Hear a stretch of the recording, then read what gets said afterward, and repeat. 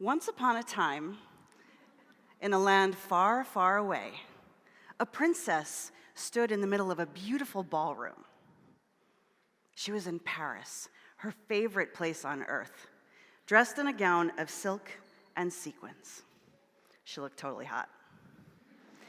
Her hair was perfectly coiffed, and she held in her hand a glass of 150-year-old Grand Marnier. That liqueur had been taken out of a vault especially for this occasion.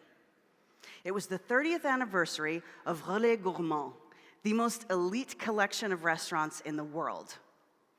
And as she looked around the room, her eyes were filled with culinary stars. World-renowned chefs like Daniel Boulud and the father of modern cuisine, Paul Bocuse. And as she took in her surroundings, she realized she had arrived. But that was just the beginning. She would go on to create her own culinary empire, including the world's first food podcast network. Her food adventures took her around the globe, doing things like chasing truffle dogs through the woods with a microphone in the hills of Italy, harvesting agave in Mexico to make fine tequila, and flirting with Spanish winemakers as she strolled through their vineyards. The world was handed to her on a gilded platter, and she didn't really need to think much about who she was because all of this came very naturally. But along with that came a lot of hard work. 18-hour shoot days in front of and behind the camera, constant jet lag to manage, along with a staff of writers, producers, and show hosts. But all that hard work was paying off, and one day she discovered herself on the cover of iTunes, next to Martha Stewart. Finally, after 2 decades of hard work, all of her culinary dreams had come true. And then I woke up. One day, after a particularly brutal trip over 2 weeks across 5 time zones on 2 continents, I opened my eyes and realized I could not physically get out of bed. Something had gone terribly wrong. My body had betrayed me.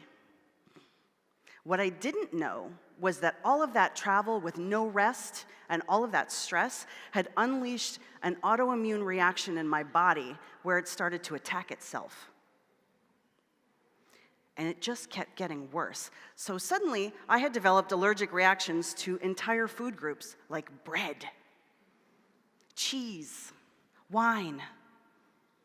And in one fell swoop, my culinary career was gone. 20 years of hard work. And so I fell into a very deep pit of despair and sadness. And I knew that I had to find something to do if I was going to get out of that bed. And as I was lying there, I kept thinking to myself, no one is coming. No one is coming to save you.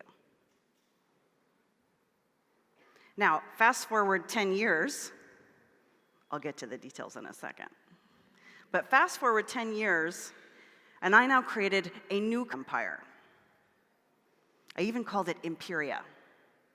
And IMPERIA is a global innovation incubator for women on 7 continents who are working on social good projects to come together and collaborate. Right now we have our first cohort, and we have women from 17 countries on 6 continents working virtually together. So you might be wondering, in that 10-year span, how did I go from princess to empress? Well, so as I was lying in bed feeling sorry for myself, and I kept hearing that phrase, no one is coming. And I thought, well, okay, no one's coming to fix this because my condition is not curable, but I'm fine. And no one's coming to give me the answers or show me what the next path is. I'm going to have to find it myself. What am I going to do? And so while I was lying there feeling sorry for myself, I started binge watching Netflix, as we do. And I found a whole bunch of documentaries about women and girls around the world. Now, if you ever want to feel better about your situation, watch a documentary about little girls in India and what they go through. And I realized that no one was coming to save them either. And I knew that at any moment on planet Earth, a little girl is being murdered or sold or given away because she doesn't matter. And I don't want to live in that kind of world. So I took a profound action that changed the course of my life. I changed my context. And it's the core of everything we do with IMPERIA and what I talk about with self-directed empowerment. You have to start with your lens.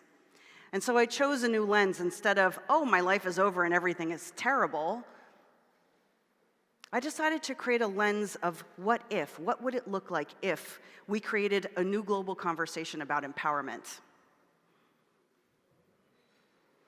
And by living up to that promise, I found a greater reason to get out of bed in the morning than just, doing my food stuff.